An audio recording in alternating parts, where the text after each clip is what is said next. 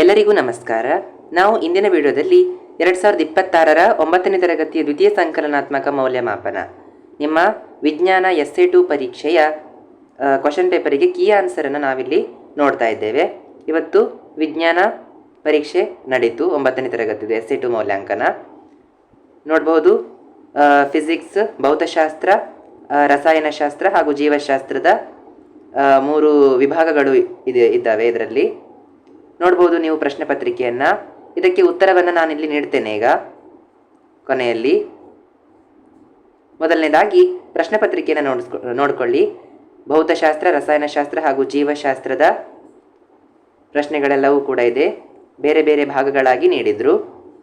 ನೋಡಬಹುದು ಇಲ್ಲಿ ನೋಡಿ, ಭಾಗ ಎ ಫಿಸಿಕ್ಸ್ ಭೌತಶಾಸ್ತ್ರದಲ್ಲಿ ಸರಿಯಾದ ಉತ್ತರವನ್ನು ಆರಿಸಿ ಬರೆಯಿರಿ ಅಂತ ಕೇಳಿದ್ರು. ಇದರಲ್ಲಿ ಶ್ರವಣಯಂತ್ರವು ಕೆಲಸ ನಿರ್ವಹಿಸಲು ಸಹಾಯ ಮಾಡುವ ಸಾಧನ ಯಾವುದಂತ ಕೇಳಿದ್ರು. ಇದಕ್ಕೆ ಉತ್ತರ ಬಿ, ಶುಷ್ಕಕೋಶ. ಚಂದ್ರನ ಮೇಲಿನ ಗುರುತ್ವ ವೇಗೋತ್ಕರ್ಷವು ಏನಾಗಿದೆ ಅಂತ ಕೇಳಿದ್ರು. 4 ಆಯ್ಕೆ ಕೊಟ್ಟಿದ್ರು. ಅದಕ್ಕೆ ಉತ್ತರ ಆಪ್ಷನ್ ಬಿ, ಭೂಮಿಗಿಂತ ಕಡಿಮೆ ಇರುತ್ತದೆ ಅಂತಕ್ಕಂಥದ್ದು ಸರಿಯಾದ ಉತ್ತರ ಆಗಿತ್ತು. ನೆಕ್ಸ್ಟ್ ಸೆಕೆಂಡ್ ಮೇನ್ನಲ್ಲಿ ಈ ಕೆಳಗಿನ ಪ್ರಶ್ನೆಗಳಿಗೆ ಉತ್ತರಿಸಿ ಅಂತ ಕೇಳಿದ್ರು. ಶಬ್ದವು ಚಲಿಸಿದ ದೂರದ ಲೆಕ್ಕಾಚಾರ 3ನೇ ಪ್ರಶ್ನೆ.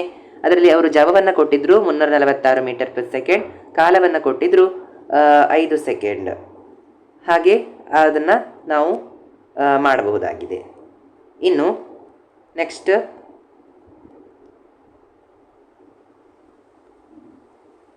5ನೇ ಪ್ರಶ್ನೆ ಥರ್ಡ್ ಮೇನಲ್ಲಿ ಕೊಟ್ಟಿದ್ರು. ವೇಗಕಾಲ ನಕ್ಷೆಯ ವಿಶ್ಲೇಷಣೆಯನ್ನು ಕೇಳಿದ್ರು. ಇಲ್ಲಿ ನೋಡಬಹುದು ನೀವು. ಹಾಗೆ ಉಪಗ್ರಹದ ಜವ ಮತ್ತು ಅದರ SI ಏಕಮಾನವನ್ನು ಕೂಡ ಕೇಳಿದ್ರು 6ನೇ ಪ್ರಶ್ನೆಯಲ್ಲಿ. 7ನೇ ಪ್ರಶ್ನೆಯಲ್ಲಿ ಬಲದ ಮೌಲ್ಯವನ್ನು ಕೇಳಿದ್ರು. ಎಲ್ಲ ಉತ್ತರಗಳನ್ನು ಇಲ್ಲಿ ಹಾಕಲಾಗಿದೆ, ನೀವು ನೋಡ್ಕೊಳ್ಬಹುದು. ನೋಡಬಹುದು 4ನೇ ಮೇನ್ನಲ್ಲಿ ಶಬ್ದದ ಗುಣಿತ ಪ್ರತಿಫಲನದ ಅನ್ವಯಗಳು ಯಾವ್ಯಾವುದು ಅಂತ ಕೇಳಿದ್ರು. ನೀವು ಮೆಗಾಫೋನ್, ಹಾರ್ನ್ಗಳು, ಸ್ಟೆಥೋಸ್ಕೋಪ್, ಸಿನಿಮಾ ಹಾಲ್ಗಳ ಮೇಲ್ಛಾವಣಿಯ ವಿನ್ಯಾಸ ಅಂತೆಲ್ಲ ಬರೀಬೇಕಾಗಿತ್ತು. ನೆಕ್ಸ್ಟ್ 9ನೇ ಪ್ರಶ್ನೆ ವಿಶ್ವವ್ಯಾಪಿ ಗುರುತ್ವ ನಿಯಮವನ್ನು ನಿರೂಪಿಸಿ ಅಂತ ಕೇಳಿದ್ರು. ನೋಡಬಹುದು ಇಲ್ಲಿ ವಿಶ್ವವ್ಯಾಪಿ ಗುರುತ್ವ ನಿಯಮವನ್ನು ಹೇಗೆ ಬರಿಬೇಕು ಅಂತ. ನೆಕ್ಸ್ಟ್ 10ನೇದು ಸ್ಥಿತಿ ಬದಲಾವಣೆಗೆ ಕಾರಣವಾಗ್ತಕ್ಕಂತಹ ಬಲ ಯಾವುದಂತ ಕೇಳಿದ್ರು. ಇದಕ್ಕೆ ಆನ್ಸರ್ ಅಸಂತುಲಿತ ಬಲ, ಅನ್ಬ್ಯಾಲೆನ್ಸ್ಡ್ ಫೋರ್ಸ್ ಆಗಿತ್ತು. ನೆಕ್ಸ್ಟ್ 1 ನ್ಯೂಟನ್ ಬಲವನ್ನು ವ್ಯಾಖ್ಯಾನಿಸಿ ಅಂತ ಕೇಳಿದ್ರು. ಅದರ ಅರ್ಥ ಏನಂದರೆ 1 kg ದ್ರವ್ಯರಾಶಿಯ ಕಾಯದಲ್ಲಿ 1 ಮೀಟರ್ ಪರ್ ಸೆಕೆಂಡ್ ಸ್ಕ್ವೇರ್ ವೇಗೋತ್ಕರ್ಷವನ್ನು ಉಂಟು ಮಾಡ್ತಕ್ಕಂತಹ ಬಲವನ್ನು ನಾವೇನಂತ ಕರಿತೀವಿ, 1 ನ್ಯೂಟನ್ ಬಲ ಅಂತ ಕರಿತೀವಿ. ಹಾಗೆ ರಾಕೆಟ್ನ ತತ್ವವನ್ನು ಕೇಳಿದ್ರು. ಅದು ನ್ಯೂಟನ್ನ 3ನೇ ಚಲನೆಯ ನಿಯಮ ಆಗಿತ್ತು. ನೆಕ್ಸ್ಟ್ 5ನೇ ಮೇನ್ನಲ್ಲಿ ಈ ಕೆಳಗಿನ ಪ್ರಶ್ನೆಗಳಿಗೆ ಉತ್ತರಿಸಿ. ದೂರ ಮತ್ತು ಸ್ಥಾನಪಲ್ಲಟ ಅದರ ವ್ಯಾಖ್ಯಾನಿಸಲಿಕ್ಕೆ ಕೇಳಿದ್ರು. ನೋಡಬಹುದು. ಅನಂತರ ಬೈಸಿಕಲ್ ತುಳಿಯುವಾಗ ಶಕ್ತಿಯು ಚಲನಶಕ್ತಿಯಾಗಿ ಹೇಗೆ ಬದಲಾವಣೆ ಆಗ್ತದೆ ಕೇಳಿದ್ರು. ಕೆಲಸದ ಸೂತ್ರ ನೋಡಿ, work is equal to force into displacement ಇದಾಗಿತ್ತು. ಇದಿಷ್ಟು ಭೌತಶಾಸ್ತ್ರ ವಿಭಾಗದ್ದು. ಹಾಗೆ ನಂತರ ರಸಾಯನಶಾಸ್ತ್ರ ವಿಭಾಗದಲ್ಲಿ ನೀವು ನೋಡ್ಬೋದು, ಕೆಮಿಸ್ಟ್ರಿ ನೋಡ್ಬೋದು. CaO ಸಂಯುಕ್ತದ ಹೆಸರು ಕೇಳಿದ್ರು, ಕ್ಯಾಲ್ಸಿಯಂ ಆಕ್ಸೈಡ್ ಆಗಿತ್ತು. ನೆಕ್ಸ್ಟ್ ಎಲೆಕ್ಟ್ರಾನ್ ಹಂಚಿಕೆ 2 8 2 ಹೊಂದಿರತಕ್ಕಂತಹ ಧಾತು ಯಾವುದಂತ ಕೇಳಿದ್ರು. ಅದು 2 ವೇಲೆನ್ಸಿ ಹೊಂದಿರತಕ್ಕಂತಹ ಮೆಗ್ನೀಷಿಯಂ ಆಗಿತ್ತು. ನೆಕ್ಸ್ಟ್ 15ನೇದು ಶುಷ್ಕ ಮಂಜುಗಡ್ಡೆ ಅನಿಲವಾಗ್ತಕ್ಕಂತಹ ಪ್ರಕ್ರಿಯೆಗೆ ಏನಂತ ಕೇಳಿದ್ರು, ಸಬ್ಲಿಮೇಷನ್ ಅಂತ ಕರೀತಾರೆ. ನೆಕ್ಸ್ಟ್ 7th ಮೇನಲ್ಲಿ ನೋಡಬಹುದು ಲೋಹಗಳು ಎಂದರೇನು ಅಂತ ಕೇಳಿದ್ರು. ಲೋಹ ಮತ್ತು ಅಲೋಹಗಳೆರಡರ ಗುಣಲಕ್ಷಣಗಳನ್ನು ಹೊಂದಿರತಕ್ಕಂತಹ ಧಾತುಗಳನ್ನು ಅಂತ ಕರೀತಾರೆ ಸಿಲಿಕಾನ್ ಮತ್ತು ಬೋರಾನ್. ನೋಡಬಹುದು NO2ನ ಸಾಪೇಕ್ಷ ಅಣುರಾಶಿ, ಆಮೇಲೆ ಸಂಯುಕ್ತದ ಸೂತ್ರ ಕೇಳಿದರು. ನೆಕ್ಸ್ಟ್ 8th ಮೇನಲ್ಲಿ ಥಾಮ್ಸನ್ ಪರಮಾಣು ಮಾದರಿಯನ್ನು ವಿವರಿಸಿ ಅಂತ ಕೇಳಿದರು. ಇಲ್ಲಿದೆ ನೋಡಿ 19ನೇ ಪ್ರಶ್ನೆ. 20ನೇ ಪ್ರಶ್ನೆ ಜ್ವರ ಬಂದಾಗ ಹಣೆಯ ಮೇಲೆ ಒದ್ದೆ ಬಟ್ಟೆಯನ್ನು ಯಾಕೆ ಇಡುತ್ತಾರೆ ಅಂತ ರೀಸನ್ ಕೇಳಿದ್ರು. ಇದರಲ್ಲಿ ನೀವು ಬರೀಬೇಕಾಗಿತ್ತು, ಆವಿಯಾಗುವಿಕೆಯು ತಂಪು ಪರಿಣಾಮವನ್ನು ಉಂಟು ಮಾಡುವುದರಿಂದ ಜ್ವರದ ತಾಪಮಾನವನ್ನು ಏನು ಮಾಡುತ್ತದೆ, ಕಡಿಮೆ ಮಾಡುತ್ತದೆ. ಆ ಒಂದು ಟೆಂಪರೇಚರನ್ನು ಕಡಿಮೆ ಮಾಡೋದ್ರಿಂದ ಏನು ಮಾಡಲಾಗುತ್ತೆ, ಜ್ವರ ಬಂದಾಗ ಹಣೆ ಮೇಲೆ ಒದ್ದೆ ಬಟ್ಟೆಯನ್ನು ಇಡಲಾಗುತ್ತೆ. ಅನಂತರ ಇಲ್ಲಿ ಮೇಣದ ಕರಗುವಿಕೆಯ ಭೌತಿಕ ಬದಲಾವಣೆ ಮತ್ತು ಮೇಣ ಉರಿಯುವುದು ಇದು ರಾಸಾಯನಿಕ ಬದಲಾವಣೆ. ಮೇಣದ ಬತ್ತಿಯಲ್ಲಿ ಏನಾಗುತ್ತೆ, ಮೇಣ ಕರಗ್ತದೆ ಅಲ್ವಾ, ಅದೇನಾಗಿದೆ, ಅದೊಂದು ರಾಸಾಯನಿಕ ಬದಲಾವಣೆ ಆಗಿದೆ. ಅದೇ ಆ ಮೇಣ ಉರಿತಕ್ಕಂಥದ್ದು ಅದೊಂದು ರಾಸಾಯನಿಕ ಬದಲಾವಣೆ, ಕೆಮಿಕಲ್ ಚೇಂಜ್ ಆಗಿರ್ತದೆ ನೋಡಿ. ನೆಕ್ಸ್ಟ್ ಮೇನಲ್ಲಿ ಕೆಳಗಿನ ಪ್ರಶ್ನೆಗಳಿಗೆ ಉತ್ತರಿಸಿ. ದ್ರಾವಣ ಮತ್ತು ನಿಲಂಬಿತ ಮಿಶ್ರಣದ ವ್ಯತ್ಯಾಸ ಕೇಳಿದ್ರು.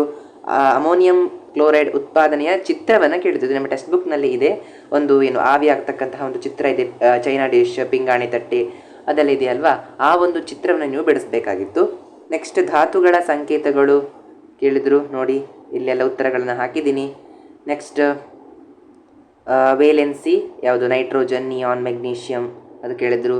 ನಳಿಕಾ ಕಿರಣಗಳು ಅಂದರೆ ಏನು ಅಂತ ಕೇಳಿದರು. ಇದಿಷ್ಟು ಕೆಮಿಸ್ಟ್ರಿ ವಿಭಾಗ, ರಸಾಯನಶಾಸ್ತ್ರ ವಿಭಾಗದಾಗಿತ್ತು. ಇನ್ನು ಜೀವಶಾಸ್ತ್ರ ವಿಭಾಗದಲ್ಲಿ ನೋಡಬಹುದು, ಸರಿಯಾದ ಉತ್ತರವನ್ನು ಆರಿಸಿ ಬರೆಯಿರಿ. ಜೀವಕೋಶದ ಆತ್ಮಹತ್ಯೆ ಸಂಚಿಗಳು ಯಾವುದಂತ ಕೇಳಿದರು, ಅದರ ಲೈಸೋಸೋಮ್ಗಳಾಗಿತ್ತು. ನೆಕ್ಸ್ಟ್ ಹಣ್ಣನ್ನು ಅಧಿಕ ಸಾಂದ್ರತೆಯ ದ್ರಾವಣದಲ್ಲಿ ಇರಿಸಿದಾಗ ಏನಾಗುತ್ತೆ ಅಂತ ಕೇಳಿದರು.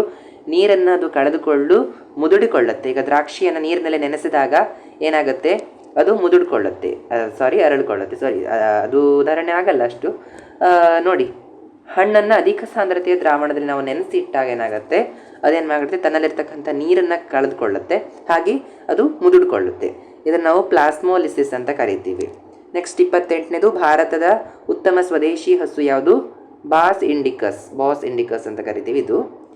ನೆಕ್ಸ್ಟ್ ಮೇನ್ನಲ್ಲಿ ನೋಡಬಹುದು 29ನೇ ಪ್ರಶ್ನೆ, ಕೋಶಪೊರೆಯ ಕಾರ್ಯ ಏನು ಅಂತ ಕೇಳಿದರು. ಜೀವಕೋಶದ ಒಳಕ್ಕೆ ಮತ್ತು ಹೊರಕ್ಕೆ ಆಹಾರ ಪದಾರ್ಥಗಳು ಮತ್ತು ಇತರ ಅನಿಲ ಪದಾರ್ಥಗಳ ಚಲನೆಯನ್ನು ನಿಯಂತ್ರಿಸಲಿಕ್ಕೆ, ಅದನ್ನು ಕಂಟ್ರೋಲ್ ಮಾಡಲಿಕ್ಕೆ ಇರ್ತಕ್ಕಂಥದ್ದು ಈ ಕೋಶಪೊರೆ. ನೆಕ್ಸ್ಟ್ 30ನೇ ಪ್ರಶ್ನೆ, ಕೋಳಿ ತಳಿಗಳು ಯಾವ್ಯಾವುದೆಲ್ಲ ಇದೆ. ಮೊಟ್ಟೆಗಾಗಿ ಲೇಯರ್, ಅಂದರೆ ಮೊಟ್ಟೆಗೋಸ್ಕರ ಸಾಕುವಂತಹ ಕೋಳಿ ತಳಿ ಲೇಯರ್ ಆಗಿರ್ತದೆ, ಮತ್ತು ಈ ಮಾಂಸಕ್ಕಾಗಿ ಬ್ರಾಯ್ಲರ್ ಅಂತಕ್ಕಂತಹ ತಳಿಯನ್ನು ನಾವು ಯೂಸ್ ಮಾಡ್ತೀವಿ. ಆಮೇಲೆ ಏಪಿಸ್ ಸೆರೆನಾ ಇಂಡಿಕಾ, ಇದು ಭಾರತದ ಜೇನುನೊಣದ ತಳಿಯಾಗಿದ್ದು ವಾಣಿಜ್ಯದ ಜೇನುತುಪ್ಪದ ಉತ್ಪಾದನೆಗೆ ಬಳಸಲಾಗುತ್ತೆ. ನೆಕ್ಸ್ಟ್ ಮೇನಿತ್ತು ಚರ್ಮವು. 32ನೇ ಪ್ರಶ್ನೆ, ಚರ್ಮವು ಚಪ್ಪಟೆ ಅನುಲೇಪಕ ಅಂಗಾಂಶ.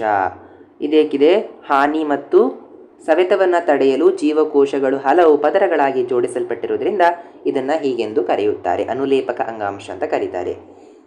ಸೈಲೋಸ್ ಕ್ರಮಗಳು ಏನು, ಸರಿಯಾದ ಶುಚಿಗೊಳಿಸುವಿಕೆ, ಒಣಗಿಸುವುದು ಮತ್ತು ರಾಸಾಯನಿಕ ಧೂಮೀಕರಣದ ಮೂಲಕ ಕೀಟಗಳನ್ನು ಹತೋಟಿ ಮಾಡಲಾಗುತ್ತೆ. ನೆಕ್ಸ್ಟ್ ನೋಡಬಹುದು 34ನೇ ಪ್ರಶ್ನೆ, ಕಣದಂಗಗಳ ಪ್ರಾಮುಖ್ಯತೆಯ ಬಗ್ಗೆ ಕೇಳಿದರು. ಮೈಟೋಕಾಂಡ್ರಿಯಾದಲ್ಲಿ ಶಕ್ತಿ ಉತ್ಪಾದನೆ ಆದರೆ ರೈಬೋಸೋಮ್ನಲ್ಲಿ ಪ್ರೋಟೀನು ಸಂಶ್ಲೇಷಿಸಲ್ಪಡುತ್ತದೆ. ಲೈಸೋಸಮ್ ತ್ಯಾಜ್ಯ ವಿಲೇವಾರಿಯನ್ನು ಮಾಡ್ತದೆ. ನರಕೋಶದ ಚಿತ್ರ ಕೇಳಿದರು. ಕೋಶಕಾಯ, ಡೆಂಡ್ರೈಡ್ ಮತ್ತು ಆಕ್ಸಾನ್ ಒಳಗೊಂಡಂತಹ ಚಿತ್ರವನ್ನು ರಚಿಸಬೇಕು. ನರಕೋಶದ ಚಿತ್ರ ತುಂಬ ಸುಲಭ ಇರತಕ್ಕಂಥ ಚಿತ್ರ, ಬಿಡಿಸಬಹುದು. ನೆಕ್ಸ್ಟ್ ರಸಗೊಬ್ಬರಗಳ ಅನಾನುಕೂಲಗಳನ್ನು ಕೇಳಿದರು. ಏನಾಗ್ತದೆ, ಮಣ್ಣಿಗೆ ಏನು ಹಾನಿ ಆಗ್ತದೆ, ಜಲಮಾಲಿನ್ಯ ಉಂಟಾಗ್ತದೆ ಅಂತೆಲ್ಲ ಬರಿಬೇಕಿತ್ತು. 37ನೇ ಪ್ರಶ್ನೆ, ಪ್ರಾಣಿ ಜೀವಕೋಶದ ಚಿತ್ರವನ್ನು ಕೇಳಿದರು. ಅನಂತರ ಅಂಗಾಂಶಗಳ ಗುರುತಿಸುವಿಕೆಯಲ್ಲಿ ನೋಡಿ, ಬಾಯಿಯ ಒಳಗೋಡೆ ಸರಳ ಪಾದರಕ್ಷೆಯಲ್ಲಿ ಅನುಲೇಪಕ ಅಂಗಾಂಶ ಇರ್ತದೆ. ಸ್ನಾಯು ಮೂಳೆ ಬಂಧನದಲ್ಲಿ ಸ್ನಾಯು ರಜ್ಜು ಇರ್ತದೆ. ದ್ರವ ಮಾತೃಕೆಯ ಸಂಯುಕ್ತ ಅಂಗಾಂಶ ಇನ್ನು ರಕ್ತ ಆಗಿತ್ತು. ಮೆದುಳಿನ ಅಂಗಾಂಶ ನರ ಅಂಗಾಂಶ ಆಗಿತ್ತು. ಕೊಬ್ಬು ಸಂಗ್ರಹಿಸುವ ಅಂಗಾಂಶ ಅಡಿಪೋಸ್ ಅಂಗಾಂಶ ಆಗಿತ್ತು. ಇದಿಷ್ಟು ನಿಮ್ಮ ಇಂದು ನಡೆದಂತಹ 9ನೇ ತರಗತಿಯ ವಿಜ್ಞಾನ ಎಸ್ಸೆ2 ಪರೀಕ್ಷೆಯ ಕೀ ಉತ್ತರಗಳಾಗಿತ್ತು. ಮುಂದಿನ ವಿಡಿಯೋದಲ್ಲಿ ನಾವು ಮತ್ತೆ ಸಿಗೋಣ ಅಂತ ಹೇಳ್ತಾ, ಇಲ್ಲಿವರೆಗೆ ವಿಡಿಯೋ ನೋಡಿದ್ದಕ್ಕಾಗಿ ನಿಮಗೆ ಧನ್ಯವಾದಗಳು. Thank you for watching. Bye.